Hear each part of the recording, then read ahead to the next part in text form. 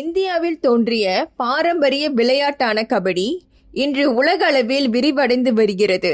அதன் வரிசையில் மலேசியாவிலும் கபடி விளையாட்டு பிரபலம் அடைந்து வரும் நிலையில் கபடி பயிற்றுனர் பாலமுருகனை மீடியா சிலங்கோர் பேட்டி கண்டது.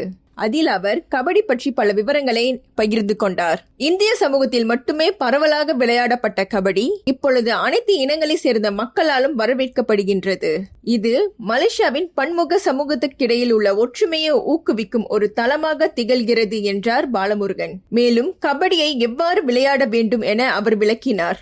கபடிக்கு எக்யூப்மெண்ட்ஸ் தேவையில்ல. ஒரு ஃபீலை பார்த்து ஒரு ஒரு கோடை போட்டு ஒரு மாவில் கோடை போட்டு 2 சைட்டாக பிரித்து நீங்கள் என்ன செய்யலாக்கா, இங்கே ஒரு மினிமம் ஒரு சைட்டில் வந்து 7 பேர், இந்த சைட்டில் 7 பேர், ஃபர்ஸ்ட் 7. டோட்டல் பிளேயர் வந்து 12 பேர். ஓகேங்களா, 12 பேர். பட் நீங்கள் வந்து ஃபர்ஸ்ட் 7 வந்து புல்லுக்கு விளாட்றது வந்து 7 பேர். ஸோ பேலன்ஸ் 5 பேர் வந்து ரிசர்வில் இருப்பாங்க. ஸோ ரூல்ஸ் வந்து பார்த்தீங்கன்னாக்கா ரூல்ஸ் வந்து கொஞ்சம் லாங் டேர்மாக இருக்கும். பட் வந்து பாயிண்ட் சிஸ்டம்.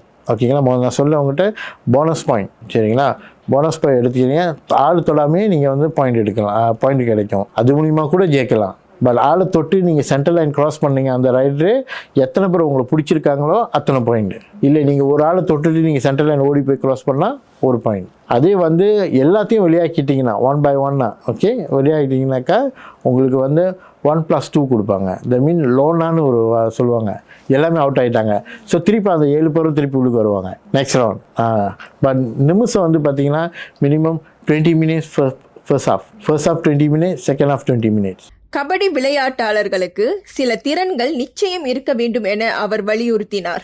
அது ரொம்ப முக்கியம். ஸ்டெமினான்னு எடுத்துக்கிட்டிங்கன்னா அவங்க வந்து ஃபிட்னஸில் இருக்கணும், நல்ல ஒரு ஃபிட்னஸ் இருக்கணும், ஸ்ட்ரென்த் இருக்கணும், அப்புறம் வந்து எஜிலிட்டி இருக்கணும், ஃப்ளெக்சிபிலிட்டி, எஜிலிட்டி. அப்புறம் வந்து பார்த்திங்கன்னா அவங்களோட பவர் ரொம்ப இம்பார்ட்டன்ட்.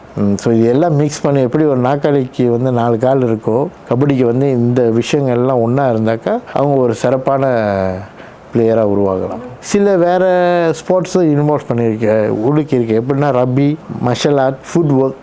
ஓகேங்களா, மார்ஷல் ஆர்ட்ஸோட ஃபுட் ஒர்க்கு, ரப்பி, அப்புறம் நீங்கள் வந்து இந்த காலா பஞ்சாங், ஸோ இதெல்லாம் சொல்கிறாங்க. இதெல்லாம் அது உள்ள கம்பைன். குஸ்தி ஸ்ட்ரகிள் பண்ணுறவங்களாம் பிடிக்கிறாங்களே. ஸோ இதெல்லாம் இந்த ஸ்போர்ட்ஸ் வந்து ஒரு 4-5 ஸ்போர்ட்ஸ் கலந்து செஞ்ச ஒரு ஸ்போர்ட்ஸ்.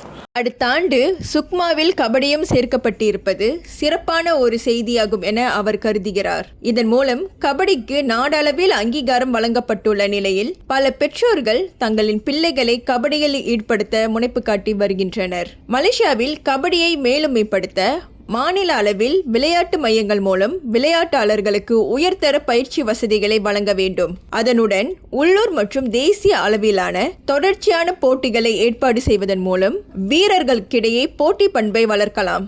மேலும் கபடியில் ஈடுபடும் வீரர்களுக்கான மாணவ உதவித்தொகைகள், ஊக்கத்தொகைகள் மற்றும் வேலை வாய்ப்புகளை அரசாங்கம் உறுதிப்படுத்த வேண்டும் என அவர் கேட்டுக்கொண்டார்.